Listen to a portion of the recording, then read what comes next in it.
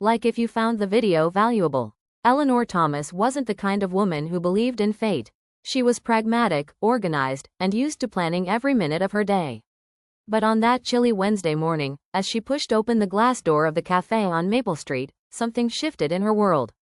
The chime above the door rang softly, and the smell of freshly ground coffee beans greeted her like an old friend. It was her first time visiting Hazel's, a quaint, brick-walled cafe tucked between a bookstore and a florist. She had only stopped because her regular spot was closed for renovations. Eleanor scanned the room for a place to sit, her eyes landing on a small round table by the window. Perfect. She ordered a cappuccino and a blueberry scone, then settled in, pulling her laptop from her bag. She was halfway through replying to a work email when she heard a voice she hadn't heard in 10 years. Ellie? She froze. Only one person had ever called her that. She turned slowly, her breath catching. Standing in front of her was Daniel Harper. His hair was a little grayer at the temples, his smile still crooked in that boyish way. He was dressed casually, dark jeans, a light flannel jacket, and he was holding a black coffee in his hand, looking just as surprised as she felt. Daniel? She breathed. He laughed nervously. I thought that was you. Wow, it's been a long time. Eleanor stood up awkwardly. 10 years. He motioned to the empty chair across from her. May I? She nodded, still trying to gather herself. Of all the cafes in the city, of all the days. I didn't know you lived in this part of town, he said. I don't. My usual cafe is being remodeled. They both chuckled softly, the awkwardness melting just a bit. I live just a few blocks down, he added. I come here almost every morning before work. Eleanor smiled. Some coincidence. Maybe fate, he said gently, and her heart did a tiny somersault. They talked for almost an hour. About where life had taken them since college, about their careers, their families. Eleanor told him about her job as a grant writer for an environmental nonprofit. Daniel shared that he was now a high school history teacher and coaching track part-time. I never pictured you as a teacher, she said, sipping her cappuccino. He laughed. Honestly, I didn't either. But after my dad passed, I moved back to help my mom. One thing led to another. I applied on a whim, and ended up loving it. Eleanor's smile faded. I'm sorry to hear about your dad.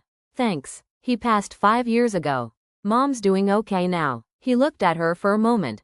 And you? Married? She shook her head. No. You? He mirrored her answer. Came close once. They both paused. So many unspoken words lingered between them. So much left unsaid from the night they had walked away from each other a decade ago. You disappeared, she said suddenly, her voice softer.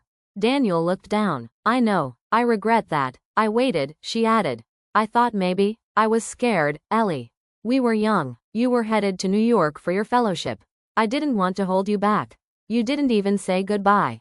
I thought it would be easier, he whispered. But it wasn't. Silence stretched between them, heavy with past pain.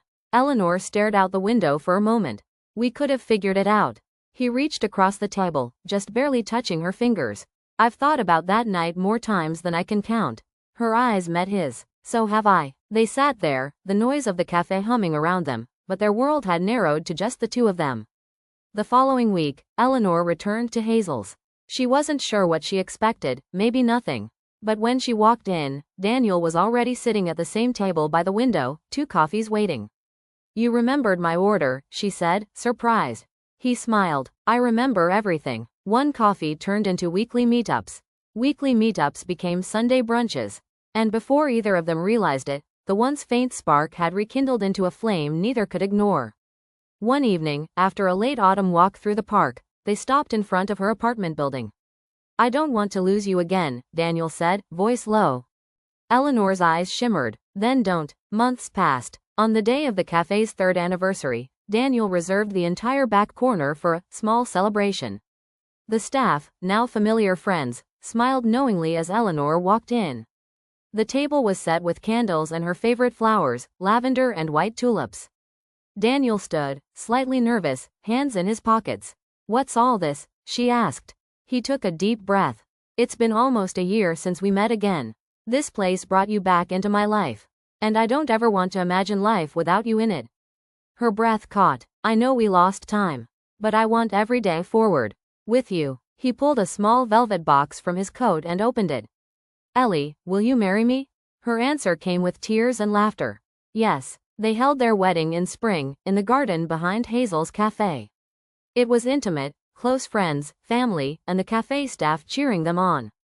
The glass door chimed as Eleanor walked into the cafe as Mrs. Eleanor Harper, her hand intertwined with Daniel's.